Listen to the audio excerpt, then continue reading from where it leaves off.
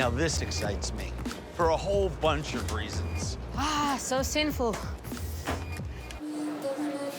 My friend Andre Veloz is a bachata singer born in St. Croix, raised in the Dominican Republic, and currently flourishing in the Bronx. In the South Bronx Melrose neighborhood, while many residents and families are struggling to put food on the table, one local hero is determined to make a difference. Angel Jimenez's authentic Puerto Rican dishes are almost as impressive as his commitment to community unification, including giving free food to hungry kids. What's my name? Chula. Thank you. You got it. All right. Andre is a regular at this trailer, converted into a food truck, Lechonera La Piranha, on the corner of 152nd and Wales. You're running a jobs program, a community development outreach program, a safety program, a health and wellness through food program, just by putting your truck here and giving food. And I know you're too embarrassed to say so, but we watched it. You give food to kids. No matter what, you come to my place and you say you're hungry and I want a pastelito, I'll give it to you with no problem. When I was young, this street was not like this. There's stores here now and communities and people. That's a beautiful, beautiful thing. In this lechonera, Angel's crisp-skinned roast pig is bringing the spirit of his native Puerto Rico to the South Bronx. And look at how it's caramelized, that layer of meat, but it's still moist against there. Look at that. Yes. Oh my God. Crunchy, well done. That's 8-hour pork.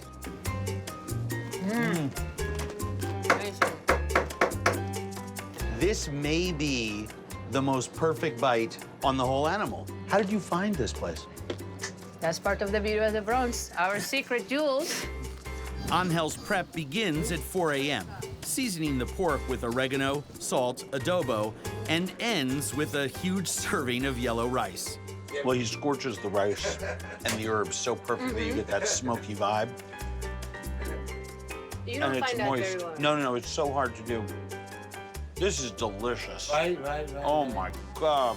People like Angel Jimenez are pulling the Bronx back up by its bootstraps. The Bronx is the most diverse borough of New York, and at the same time is the most underestimated boroughs of all of New York. You don't have to go to Manhattan to taste deliciousness. You can come to the Bronx and you find awesomeness here. Look at that. Where can you find that puerco in Manhattan? Nowhere, only La Piranha. La piranha. South Bronx. What she said, I don't need to add anything to that. The sizzling taste of the South Bronx can be found in nearby Mott Haven. All the little bits of gristle and fat, it's beautiful. The Bronx is a diverse global community of people searching for local opportunity.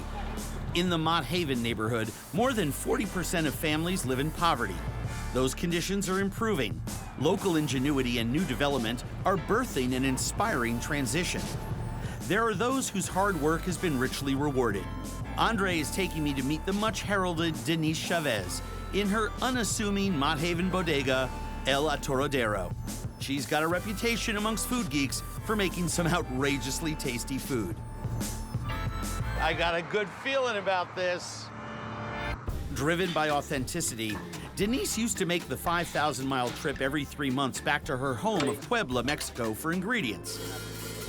After surviving a hijacking by the Sinaloa drug cartel, her sister Clotilde now ships homegrown thyme and avocado leaves, giving Denise's food a unique farm-to-bodega flavor.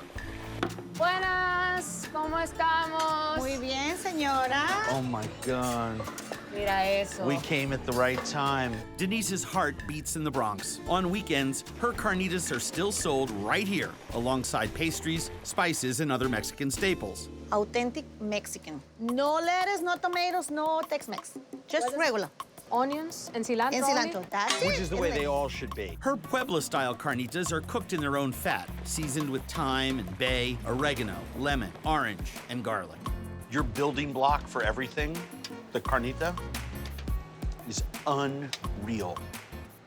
All the little bits of gristle and fat, and it's beautiful. It's beautiful. Denise uses quesillo, a Oaxacan string cheese, and a spicy native salsa from Jalisco to make her quesadillas and picaditas. It's just heavy tortilla, but has cheese, Mexican cheese. Is this just the salsa and cheese? Yes, sir. Isn't this amazing? Yes, sir. Yes, sir. So fresh. Yeah, everything fresh. Everything fresh. Denise is much more than just a great cook. So you're an entrepreneur, you're a New Yorker, Yes. you're Mexican. Yes. You have an insane amount of passion. What's your secret for going on? My kids. Your kids. I want my children to have something like, I want to be a lawyer. I don't did it because my parents doesn't have money, and I come here to make money to go back to going to school. Well, I'm glad you weren't a lawyer because otherwise I wouldn't be eating your carnitas, but it's just such a beautiful story. This is what makes the Bronx Yes. special. You don't get that in Manhattan. These kinds of success stories explain the strong influx of Pueblans in this Bronx neighborhood. I have seen people from all cultures eating here. Dominicans, Puerto Ricans. Old white Jews. Oh, white Jews, yes. Yeah, I'm gonna need a very large to-go box. Just a few miles away, off the Grand Concourse, is where most of the over 200,000 people from the Dominican Republic reside in this borough, including my friend Andre. One train stop from Yankee Stadium is where she goes to get her Dominican home cooking fix. Down 4 blocks and past a small sign, down a short flight of stairs, I'm either eating some great beans or about to get hustled, maybe both. Esto se hizo pa' bailar como el mambo. Cuando tú lo escuchas te enloqueces bailando. Y la sabrosura de la gente gozando. Que te contagia bailando. Bailando. Pool always makes me hungry. Anita Paleta used to have a cuchifritos restaurant in the Dominican Republic, and now she runs this teeny postage stamp of a kitchen at Nano Billiard Cafe. How did you find this place? Once I came here and I tasted her habichuelas, that's how I cook steals my heart. Right. Through her habichuelas. And those beans are off the hook. The perfect bean. A pot that's done the right way is extremely tricky to do.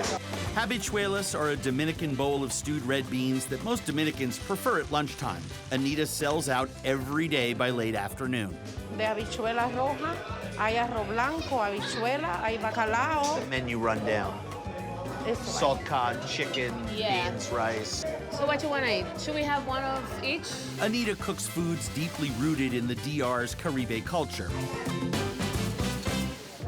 Her res guisada is simple. The beef is cooked with cilantro and Dominican ají peppers. Taste this.